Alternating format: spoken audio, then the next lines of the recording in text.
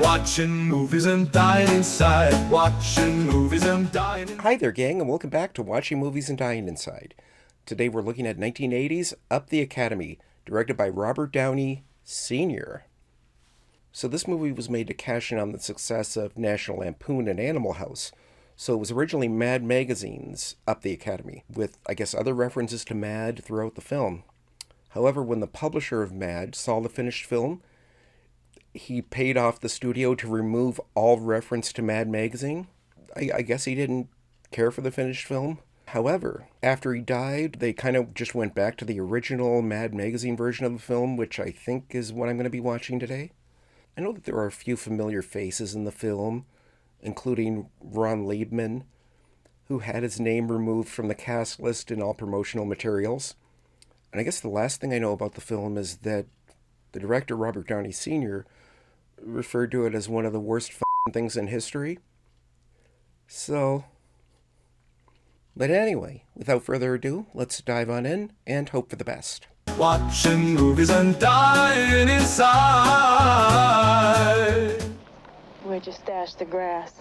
It's in your diaphragm case. We wouldn't want to see you miss your plane, son. Huh. Okay, that's kind of... When Eisenhower returns to the fold, perhaps he'll be a... That kid looks young. I'm hoping that kid is older than he looks. Kun wahidan shahidan. Sauhawilu ya umi. يا لئيسة أمك هذه أمك وعاد هي مش فضتي Kama tori. The characterization is a little broad at this point in the film.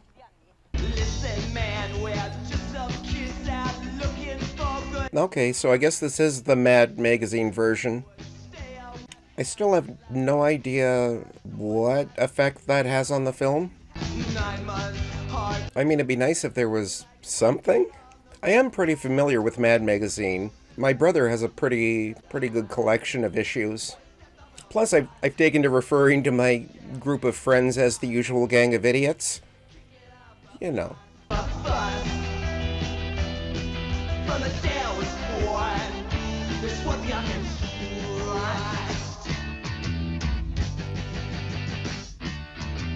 Okay. Over for you out there. The Crouch didn't roll over for us when we stormed the beaches at Normandy. But we still... Yeah, that was okay. Thank you, Commandant Causeway, for that inspiring opening message. That, I don't know. I prefer a little more subtlety with my fart jokes. If we're gonna be living together, we have got to try and get along. Hey, look, let me tell you guys something. As far as I'm concerned, we're not living together. I guess these are the four main kids. And you have the tough guy, played by Ralph Macchio. You have, I guess, the all-American guy, the spoiled rich kid, and then the worldly streetwise kid, which is a good mix of personalities, I guess. And I am hoping that there's a little more dimensionality than just that.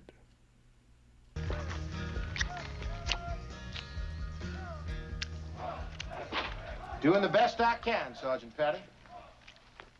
Okay, I guess the dog wearing half a uniform is an actual officer? Or maybe the guy was joking? It's hard for me to tell. I guess it would be kind of neat if the dog was actually an officer. Yeah, okay. Yeah, we'll see if the dog shows up again.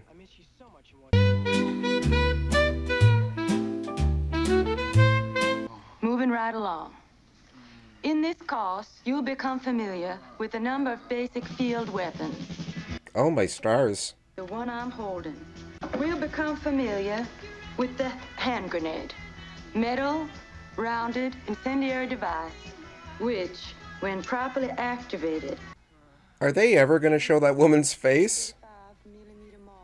Oh, well, there's her mouth. That's half of a face. Holt, dismiss yourself. Yes, sir. Later, Hash. It's too bad Ron Liebman disowned the film, because he's giving the most interesting performance as Liceman. The performance is a little broad, but it fits the material well, without being too cartoony or obnoxious. Yeah, so far everyone else is a little on the boring side. Gentlemen, I'm a new student. The admissions office told me to report her. Aren't you a little old to be wet in your bed? I can't help it. I'm emotionally disturbed. Okay, this guy's kind of annoying.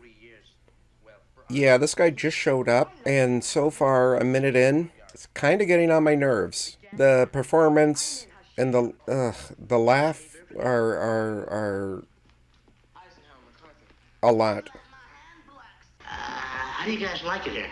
It sucks. I really hope this character is not a major part of the film, because so far it wasn't great. It was just kind of whatever, but Except the shit on a shingle's a little more tart. yeah, this guy is rough. Bank of Arabia? What in the hell is this? Well, it's a credit card. I don't leave home without it.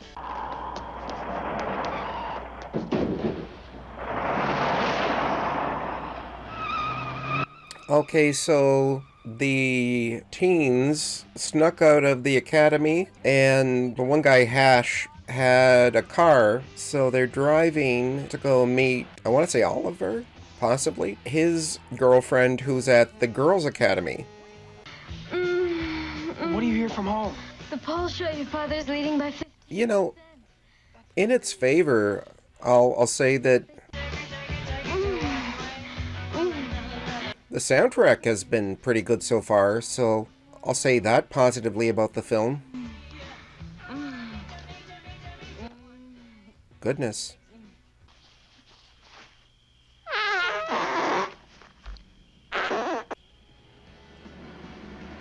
You see, 15 minutes to bitch. I wonder if I'm ever gonna laugh while watching this. That'd be a pleasant surprise. All right, boy. What are they up to? Okay. Tomorrow during soccer practice.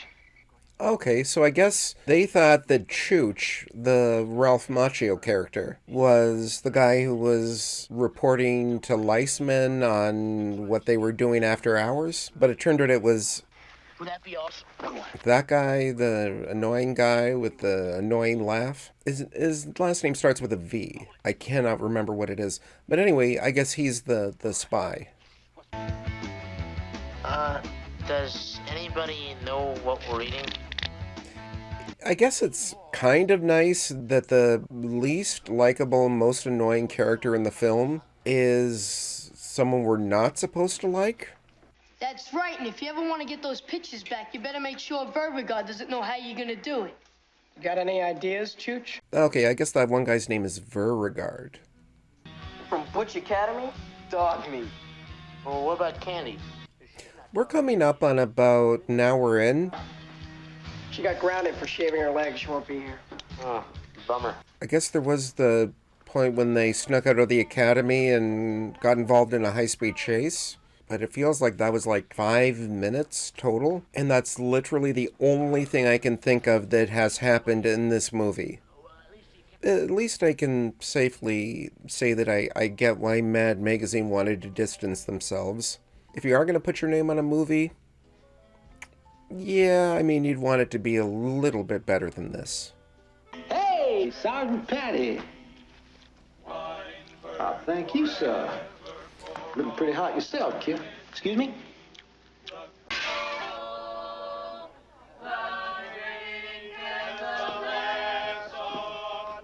Well, folks, aren't they great? You fellas got an album on sale anyway? Okay, we're gonna take a little break here. I'd buy the album. That was a little bit funny. That whole extended bit with the really terrible band was terrible. But the fact that Liceman really, really liked them, that was slightly amusing. I think I can handle this. Okay, Laura, get ready for pay. Like the winner of the soccer game gets to keep all of the pitches. Now, let me understand this correctly now. Whoever wins the soccer game gets to keep all the pictures? Oh yeah, I kind of forgot about soccer game from the first 20 minutes of the film. I guess that's going to be the big finish. So the guys took a picture of Liebman in a compromising position with a teenage girl. And Liebman took pictures of that one guy and his girlfriend. And I guess he was just following them while they were being amorous. The soccer game on Parents' Day tomorrow. Love, Oliver. P.S. How's your roommate's nuts?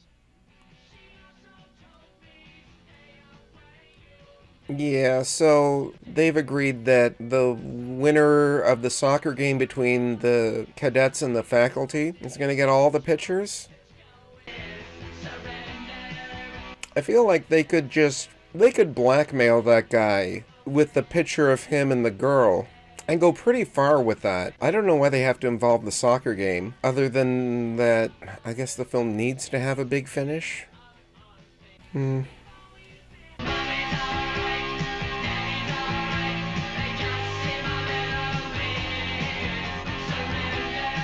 Again, surprisingly good soundtrack.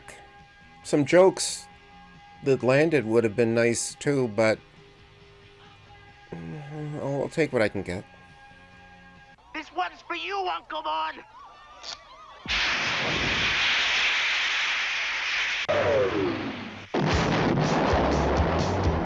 So, why did Beauregard turn on Liebman?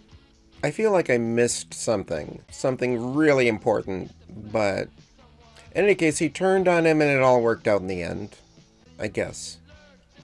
So that was Up the Academy.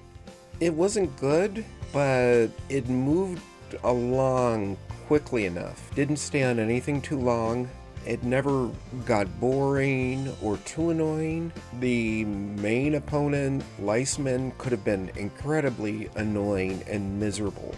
But Ron Liebman did a good job making the character kind of interesting and a little bit funny, even though he didn't have a whole lot to work with. I can't recommend it. Obviously, it's not funny, and I feel like a comedy should have at least a few solid laughs, and this had none. However, the soundtrack was really, really good. You had like Blondie and Iggy Pop, Cheap Trick, The Kinks, Nick Lowe, Sammy Hagar. Yeah, that kept my energy up, even when the film wasn't very interesting. So, yeah, that was Up the Academy. Or, I guess, Mad Magazine presents Up the Academy. Either way. Excuse me?